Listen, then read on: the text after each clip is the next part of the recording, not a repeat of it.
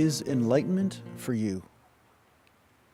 A lot of people throw around the word enlightenment and awakening and realization. But what most people want that come to meditations and healings, and maybe they do Reiki or some sort of energetic healing like Qigong, or they are involved in Tai Chi.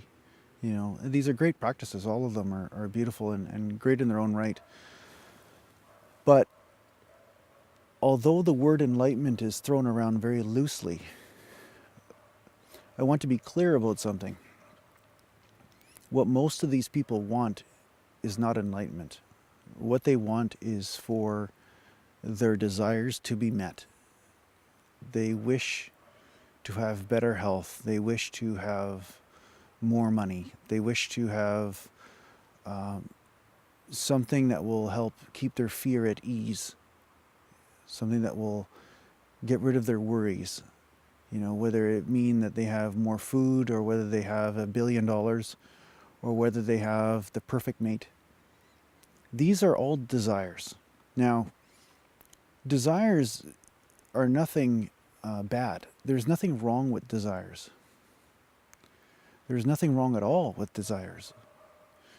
But when the game of desires becomes no longer fun for you, when you start to realize that after you've met one desire, that this happiness and this fulfillment has not emerged from that condition being met. So I wish for a puppy. It started when you're a kid. I wish for a puppy for Christmas. You get a puppy and you start to realize, oh my God, this puppy is a lot of responsibility. And sure, there's some good things, but there are also some bad things in having the puppy.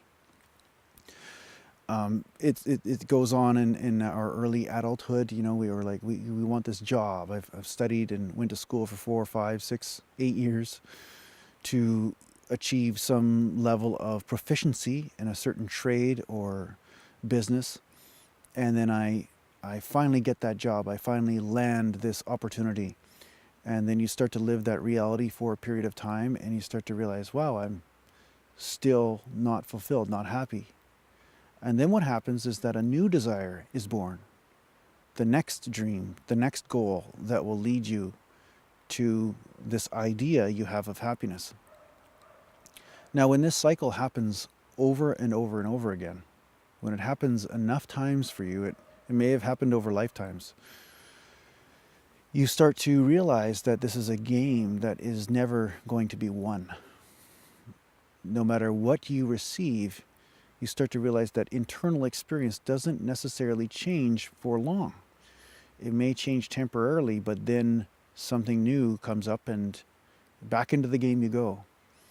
So it's a fun game to play for a while.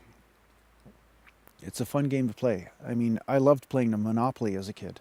I had a great time playing Monopoly. It was so much fun getting all the buildings, and you get Boardwalk and Marvin Gardens and a whole Monopoly, and people land on there, you feel rich, and it was great.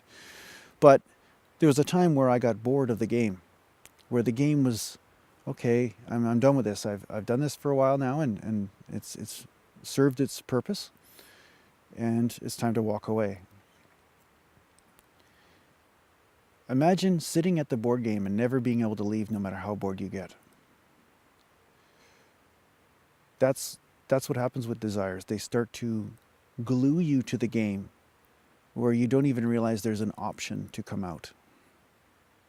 Where you don't even know that there's a possibility of no longer playing the game.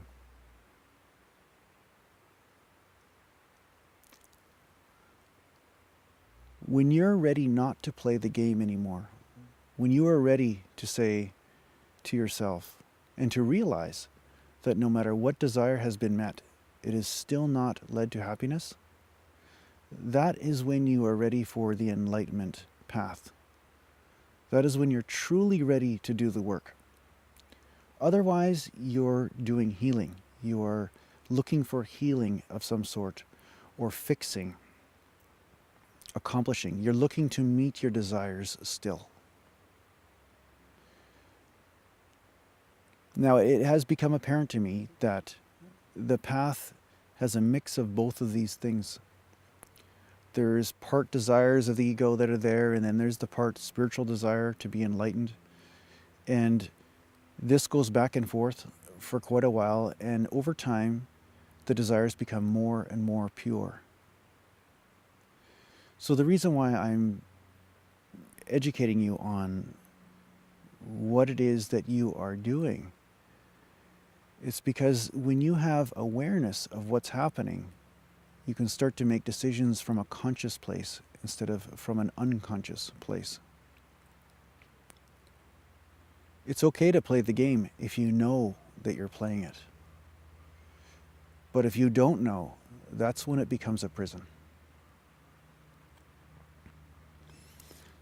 So some people ask, oh, well, if desires are bad, if desires are a problem, then I can't make goals or have ambitions or do any of these things.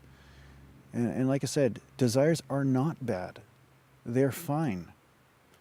You just have to realize that whatever you are experiencing now is what you will bring in to each desire and into its fulfillment.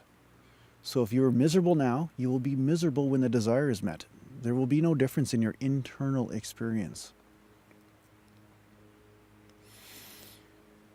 Now, another question that is asked is, how will I know if this desire is a pure desire or if it is coming from an unconscious pattern or need, or if it is an unpure desire? I guess you can call them unpure desires. Desires that just lock you into your endless cycle of suffering. Okay, so I call pure desires passion. I call them the movement of your heart, okay? Because there are pure desires. Now, pure desire will be happiness in motion. That's the best way to describe it.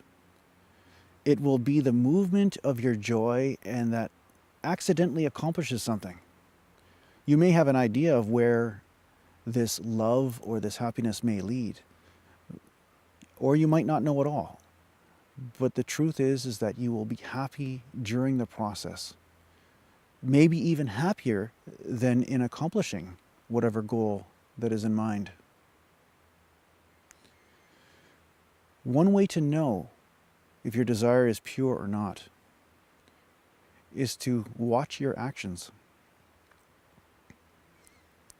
If you have a desire that is coming from the heart, you will have the energy to follow through. It'll be very easy. There'll be a movement of joy and love. There won't be any waking you up or getting you motivated to accomplish it. It will just start to happen. If you start to try to get other people to fulfill this desire and say, oh, you do this, you do that, organize everyone else to accomplish my goal, I would say that is definitely an unpure desire, because you are not actually using your own energy and your own joy to accomplish the task. Chances are, not 100%, but chances are you're avoiding actually doing the work yourself, because you're not really into the whole process. You're not passionate about it. It's coming from some place of pain inside you instead of from pure joy. I guess you could talk about it this way. Many children, when they get up and it's Saturday morning, they don't need to be dragged out of bed. Most of the time they don't. Most children just are up and they're playing, and they don't need to be convinced, and they don't have to convince other people to play for them. If they're happy children, they are naturally just at play. And many things get built during this play. Forts get built, jumps for their bikes. Sometimes they're playing on a camera, doing video. They may be involved in all sorts of games. But these are pure passionate desires. They're sharing of play. So is the enlightenment process for you? Chances are that it is. It's just that there is no room for your desires in it. Your desires being met cannot be the goal, because that will keep you from experiencing the bliss and the joy that is right here, that is always with you at all times, that needs no condition, no desire to be met for it to exist.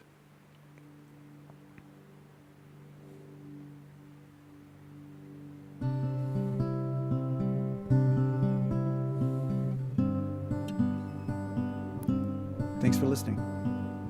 I'll see you soon.